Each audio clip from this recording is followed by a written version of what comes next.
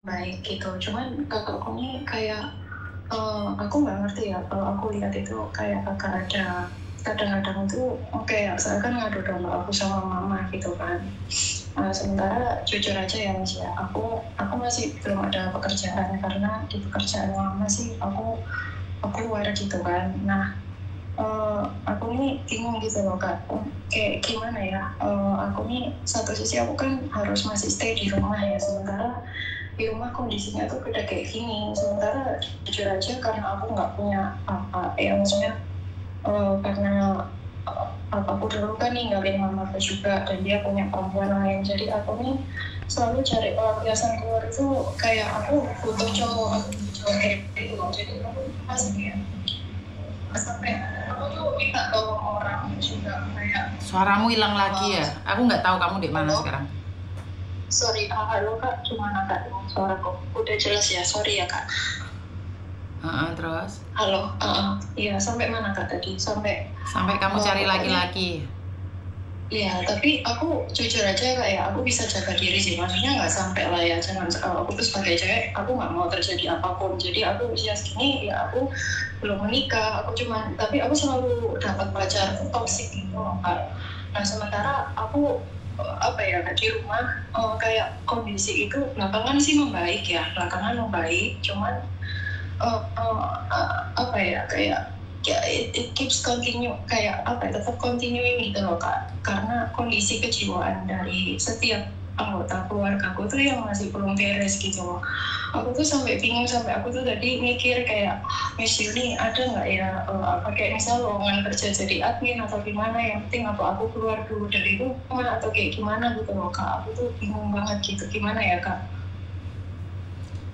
Ya, kerjaan banyak ya, tetapi dari lingkunganmu yang toksit, kamu yakin orang di luar sana kamu tidak akan menjadi toksit? Karena gini loh, ya, sebentar. Ini berdasarkan apa yang kamu katakan. Saya bukan ingin mengatakan kamu nggak boleh panggil saya kakak. Kenapa saya tahu kamu orangnya juga dalam masuk ke toksit? Semua orang nggak kenal saya, itu nggak akan manggil saya kakak. Itu panggil saya miss. Jadi tidak ada tahapan bedaan-bedaan. Itu aja kamu sebenarnya nih, secara tidak langsung kamu juga toksit sayang. Kamu sendiri itu sudah toksit karena kamu tidak mau berubah, menyesuaikan dengan orang lain. Makanya saya nanya, kamu umur berapa tadi? Karena secara logika nih, kamu nggak kenal saya. Dan semua orang manggil saya miss. Bukan saya pengen kamu manggil saya miss loh. Enggak. Roni aja panggil saya bule. Nggak apa-apa, karena kita deket. Saya merasa deket. Saya tidak butuh dia, dia tidak butuh saya. Saya tidak perlu dihargai satu sama lain. Kamu masih membutuhkan orang lain. Kamu tuh nggak bisa menyesuaikan dirimu dengan lingkungan orang lain yang baru kamu kenal dan pertama kali kamu telepon. Ngerti nggak?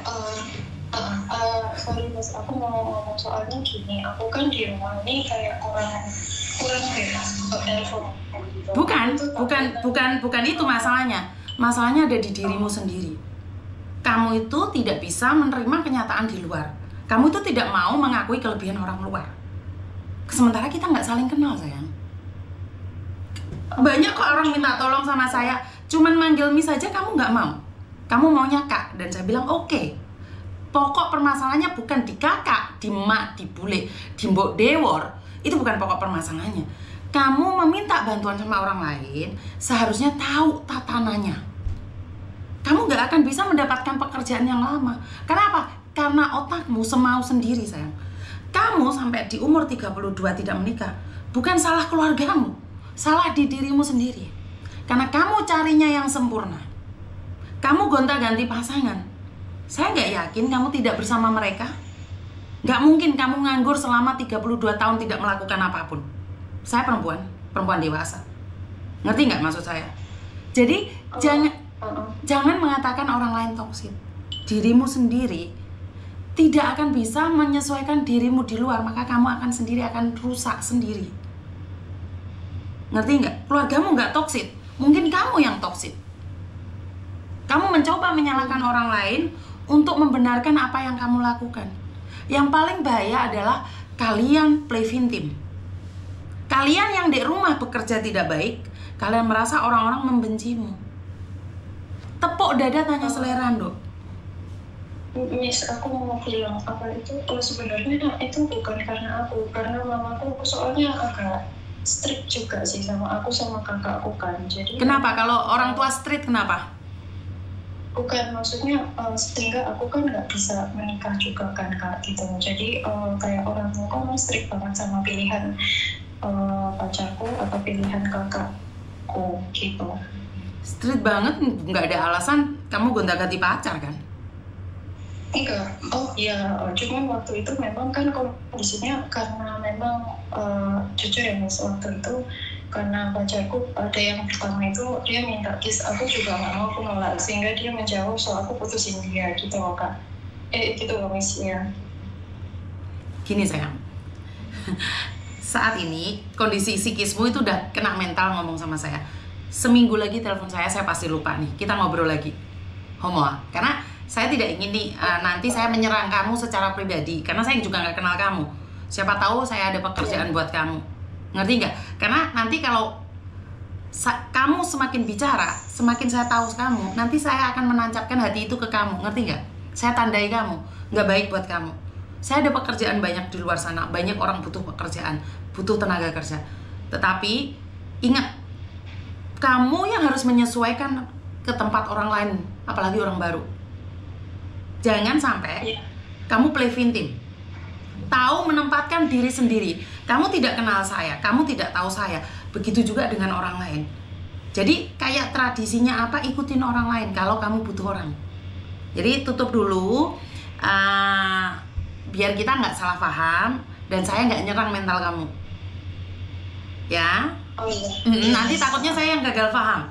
Takutnya saya benci sama kamu terus kayak ada sesuatu di antara kita padahal kita nggak saling kenal.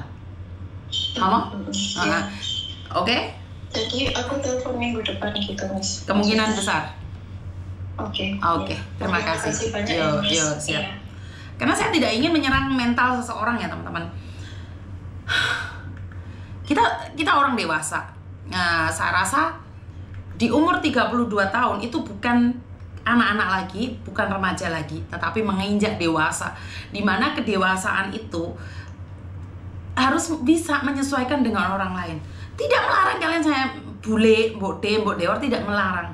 Tetapi kamu belum kenal sama orang tersebut, harusnya kamu tahu tatanannya, apalagi kamu butuh. Jadi makanya saya nanya nih, dia umur 32, saya umur 50, bukan kakak lagi, mak. Kasarnya ngomongin gitu tuh. Jadi kalau dipanggil kakak, zaman dahulu saya masih muda, saya seneng banget dipanggil kakak. Karena saya pinginnya tetap awet muda, tapi saya ini lucu.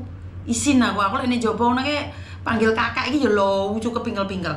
Saya tak angkat teleponnya. Halo. Halo, selamat malam, Miss. Selamat malam. Iya, Miss. Ini saya mau bertanya, Miss.